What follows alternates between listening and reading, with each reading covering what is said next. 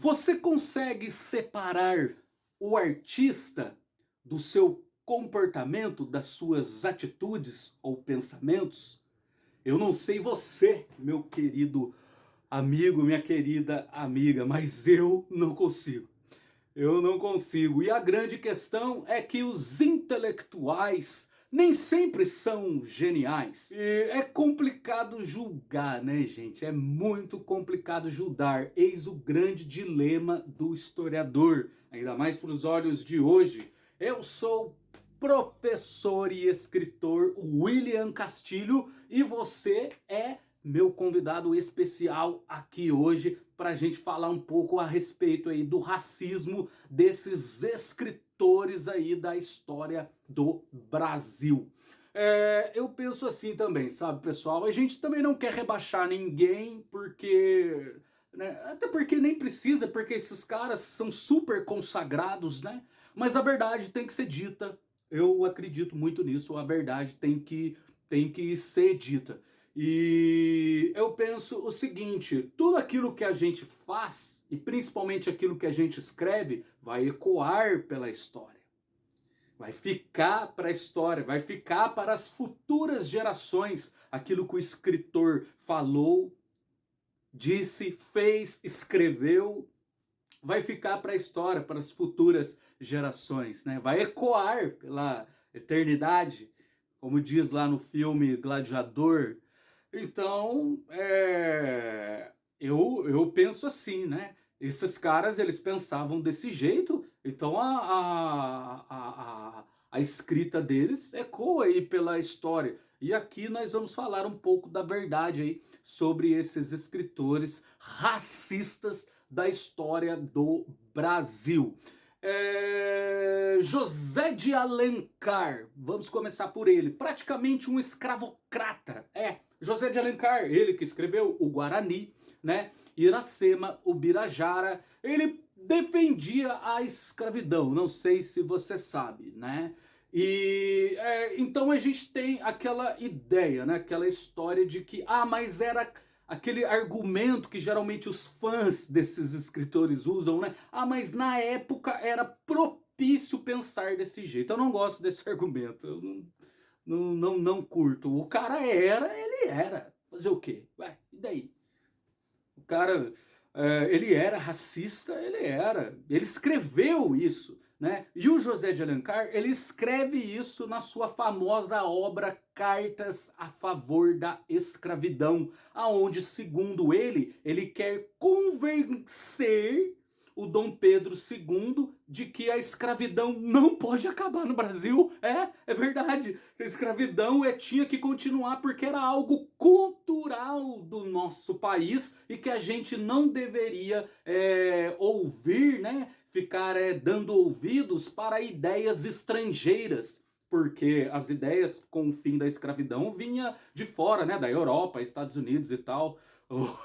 O Dom Pedro deveria falar para o José de Alencar, né, que muitas vezes a gente ouvir o pessoal de fora, né, dar ouvidos para outras nações estrangeiras, liberta o país de costumes bárbaros e cruéis, né? Então, para acabar com esse argumento de que, mas na época era propício pensar assim, eu sempre vou citar aqui duas pessoas da mesma época desse escritor e que pensava totalmente diferente.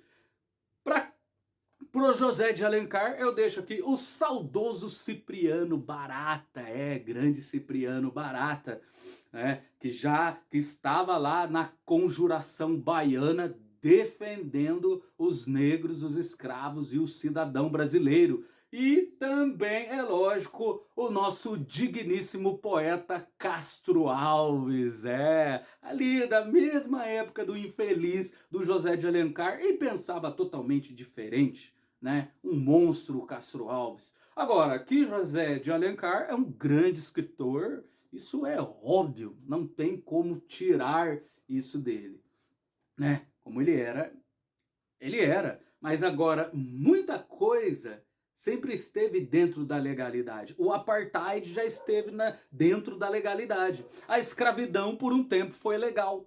O colonialismo, por um tempo, também foi legal. Você nota que a legalidade ela é uma questão de poder e não de justiça, né? Já o Euclides da Cunha, que escreveu lá o magnífico e clássico Os Sertões, também pisa na bola, né? Olha só, gente, aqui o que o Euclides da Cunha chega a escrever. A mistura de raças, muitas vezes, é na maioria dos casos prejudicial. O mestiço, o mulato, o mameluco ou o cafuz, menos que um intermediário, é um decaído sem energia física dos ascendentes selvagens, né? E depois ele fala aqui também que da questão que os mestiços são tão inferiores, né? Aqui, em outra parte do livro, ele chega a dizer que o mestiço, na verdade, ele é um intruso, né? Ele é um intruso, não lutou, não é uma integração de esforços e tal. Ele diz aqui, né, da inferioridade de todos os mestiços. A tendência à regressão às raças matrizes caracteriza sua instabilidade, né? E o Euclides da Cunha foi muito infeliz nessas declarações, né, que na verdade ele escreveu e provando aí o quanto que ele considerava os mestiços inferiores, né? Ele tem uma relação ali muito conturbada com a sua esposa, né? Acaba sendo assassinado. Na verdade, né? Que tudo indica que ele que vai para assassinar o amante da sua esposa, né? Que inclusive ele a maltratava muito, né? Isso ela escreveu nos diários como o Euclides maltratava ela, por isso que ela acabou arrumando um amante, né? Agora, que o Euclides da Cunha é um grande escritor, ele isso não há dúvidas. Ele é citado aqui em Heróis Sem Pátria e muito, principalmente aqui, né, no capítulo do Antônio Conselheiro, né? Se o Euclides da Cunha foi bola murcha aí nas suas declarações, ele acertou em cheio ali descrevendo toda a situação dessa guerra civil aí da história do Brasil. E eu uso muito Sertões como referência aqui no Heróis Sem Pátria. Mas, infelizmente, né, gente? E, seguindo a ordem, né? Duas pessoas, então, da mesma época do Euclides da Cunha, que não pensavam igual a ele. Nós temos o nosso saudoso Joaquim Nabuco, abolicionista, e o abolicionista Antônio Bento, que vem para substituir ali o nosso herói Luiz Gama. Agora, o Monteiro Lobato, né? As pessoas tentam defender ele de qualquer jeito, né? O pessoal tenta defender o Monteiro Lobato de qualquer jeito, mas assim, ele faz várias referências racistas, né, nas obras, principalmente com a tia Anastácia, né?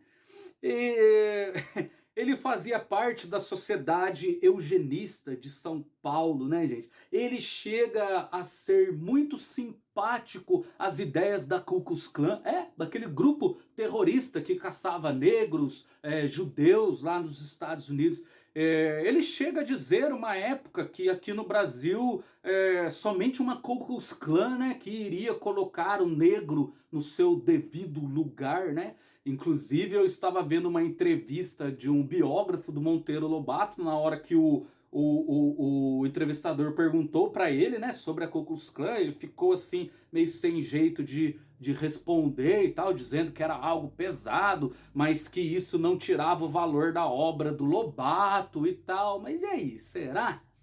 Será que não tira mesmo? Enfim, ele era muito simpático a Ku Klux Klan, né? Isso a gente já sabe. Na obra Urupês, ali, onde ele retrata o Jeca Tatu, o que é o Jeca? O que seria o Jeca para você, né? Assim, os atributos que eu olho para o Jeca, assim, é que ele considerava o Jeca inferior, né?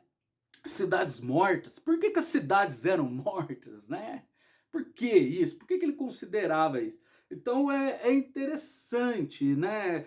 Depois ele tenta, né, se retratar ali na época dizendo que na verdade ele seria o governo do Brasil, né, que havia deixado o Jeca atrasado, vamos dizer assim, que a culpa era do governo, né, que tinha deixado o Jeca atrasado. Mas o Jeca era preguiçoso, mal vestido e tal. Só que a gente tem essa visão depois do Mazzaropi, né? O Mazzaropi que chega a deixar o Jeca essa figura mais amigável, né? Vamos dizer assim. Mas para provar mesmo, né, que o Monteiro Lobato era racista, nós temos a obra Presidente Negro, escrita pelo próprio Monteiro Lobato. Não sei se você sabe, se você conhece essa obra. É uma obra muito estranha, esquisita, né? Se passa num futuro totalmente distante, né? Aonde nos Estados Unidos, olha só, nos Estados Unidos,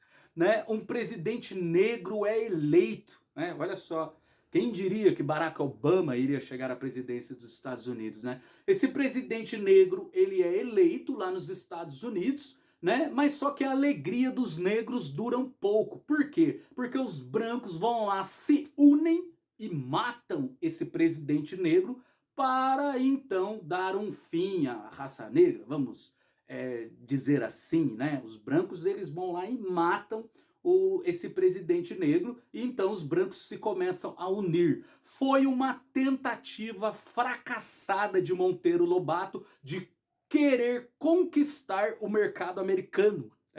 Olha só, ele quis conquistar o americano com esse livro, o mercado americano, me perdoe, né? Ele quis conquistar e acabou sendo uma obra fracassada e frustrada, né? Porque nem os americanos gostaram dessa ideia do presidente negro, né? E duas pessoas, então, da mesma época de Monteiro Lobato, que não pensavam como ele. Então vamos lá, nós temos o saudoso Antônio de Silva Jardim, né? Grande ativista aí, abolicionista também, e é óbvio o grandioso Rui Barbosa, nosso grande Rui Barbosa, também que lutou tanto aí pelas liberdades religiosas na história do nosso país. Mas eu quero ouvir a opinião aí de quem está muito envolvido aí com o movimento negro. Professor Maurício, o senhor tem a palavra. A elite brasileira se desenvolveu baseada em privilégios e sempre se utilizou do argumento que os próprios europeus desenvolveram ao chegar aqui, da superioridade dos brancos europeus.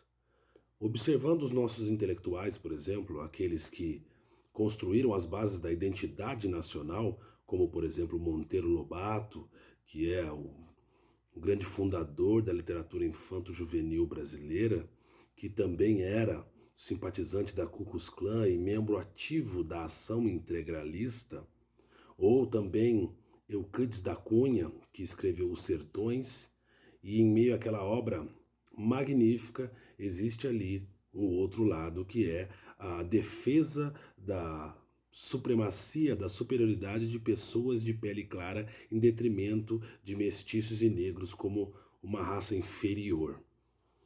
Esse pensamento de origem europeia se mantém até hoje na nossa elite, que utiliza desse padrão branco de beleza, de superioridade, de inteligência, para usar a população negra, parda, mestiça, como mão de obra barata e manter essa estrutura racista que assola o nosso país desde a sua fundação. Esse estado de estrutura racista mantém os negros como subalternos, em subempregos, em condições de vida inferiores, em favelas, em periferias, nos presídios. Existe toda essa estrutura que está baseada inclusive na visão intelectual que construiu a nossa identidade como país, como sociedade, que tenta disfarçar e ao mesmo tempo manter essa desigualdade social e racial que existe no Brasil, onde fica bem clara a existência de cidadãos de primeira classe, de pele clara, ascendência europeia, e os de origem negra, que são de segunda classe e totalmente subalternos ou inferiorizados na visão da elite brasileira. Sempre bom poder ouvir a opinião de quem está, né, que está sempre envolvido ali com os movimentos dos negros. E eu queria ouvir a opinião também de outro professor mestre que está sempre envolvido também em movimentos negros. Professor mestre Ailton, o senhor tem a palavra. Bom, para a gente entender o racismo e discutir o racismo, tentar entender o racismo em sua complexidade, a gente precisa pensar que o racismo ele está para além de atos discriminatórios que ocorrem muitas vezes de maneira explícita e que ocorrem em virtude de desvios de caráter, desvio moral por parte de quem o pratica. O racismo é muito mais que isso. Ele está presente sutilmente nas relações sociais e na forma como a política e a economia se organizam em nossa sociedade. Então, assim, é importante a gente analisar o racismo do ponto de vista histórico, entendendo como resultado histórico, resultado de um processo histórico, que já esteve presente no discurso filosófico, já esteve presente na arte, já esteve presente na literatura, como é o caso da discussão aqui, e também já esteve disfarçado de teoria científica. E é aí que está o ponto-chave, porque quando a gente identifica frases que hoje consideramos reprováveis em textos e obras do início do século XX, e dizemos que essas frases são apenas reflexo do pensamento da época, e a gente acaba não discutindo a base teórica daquilo que está sendo dito ali, e qual é a relação daqueles pensadores, daqueles intelectuais com o pensamento racial, com o pensamento racista de sua época, a gente acaba tendo uma visão um pouco limitada do que está contido ali na obra, certo? Utilizando, por exemplo, aqui, citando, por exemplo, o Monteiro Lobato, né, que é talvez um dos mais conhecidos por conter frases racistas em suas obras. Isso quando considera-se, né, que aquelas frases são racistas, porque tem muita gente que diz que não. Mas, enfim, a gente precisa saber que o Monteiro Lobato, o que ele está colocando ali não é apenas uma visão ingênua do que ele percebia na sociedade. Ele era para começar, que ele era um simpatizante da Ku Klux Klan, né, que a gente sabe o que é a Ku Klux Klan nos Estados Unidos, né, um dos movimentos racistas mais violentos. E também ele era bastante simpatizante, entusiasta da eugenia, do movimento eugenista no Brasil, que é aquele movimento que pretendia implantar uma seleção humana baseada em premissas biológicas, né? Então assim, a palavra eugenia, ela é a junção de duas palavras gregas que significam boa linhagem. Então assim, a boa linhagem para aquele tipo de pensamento era o europeu. A linhagem era as pessoas de boa linhagem, as pessoas que tinham características brancas, né? Características europeias. E logo essa era a raça superior. Depois vinha a raça inferior, que seria a raça negra, e abaixo da raça negra estaria os mestiços, que seria a raça degenerada, né? Que eles acreditavam que a miscigenação era a degeneração da raça, por ser a mistura das duas raças. Então, e o Monteiro Lobato, ele era bastante entusiasta desse movimento, ele mandava carta para os teóricos, ele difundia isso em suas obras. Então, o que está escrito ali nas obras do Monteiro Lobato não é apenas, como eu falei, uma visão ingênua da realidade. É uma propaganda racista, uma propaganda ligada aos movimentos eugênicos da época, certo?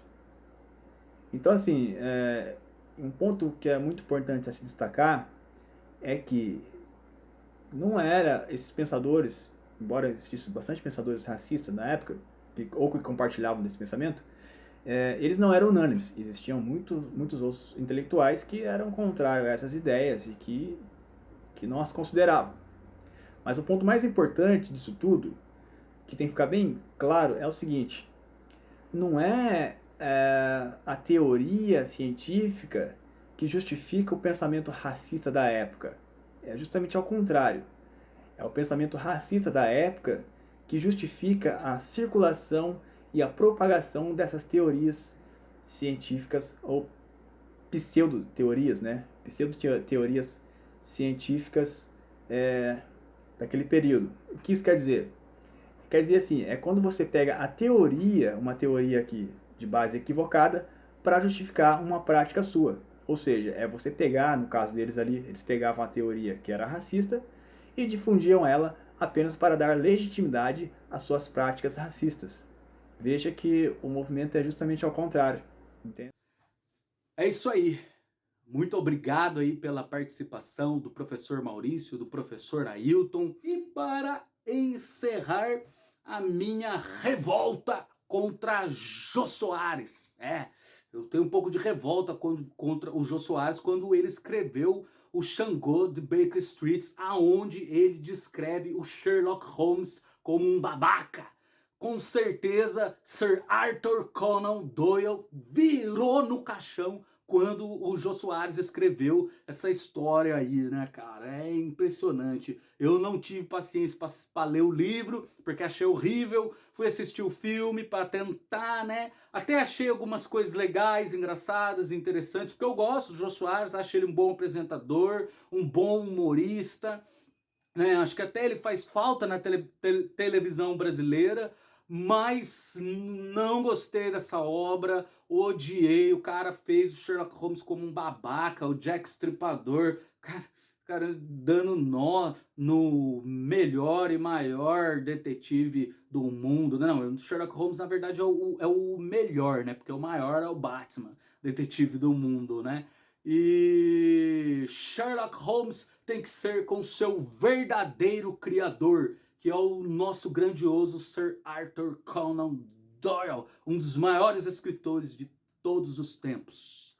Mas e você? O que acha de toda essa história? Considera que isso tira, acaba com a obra do Monteiro Lobato? Você consegue separar? Eu não sei você, mas eu não consigo. Agora, que Lobato é um grande escritor, não tem como. Eu mesmo li muitas obras dele, né? Mas, assim como do Euclides da Cunha e do José de Alencar, mas fica a reflexão, né? A gente também pode rever a obra de todos esses caras aí. E não se esqueça de se inscrever aqui conosco, deixa aí o seu like e é óbvio, seus comentários são muito bem-vindos. E aí, o que você achou aí a respeito desses escritores racistas? Escreva aí. Grande abraço para você aí, daqui do canal Súdito da Rainha. Fica na paz aí. E não se esqueça, tudo aquilo que a gente faz, que a gente escreve, vai ecoar pela história.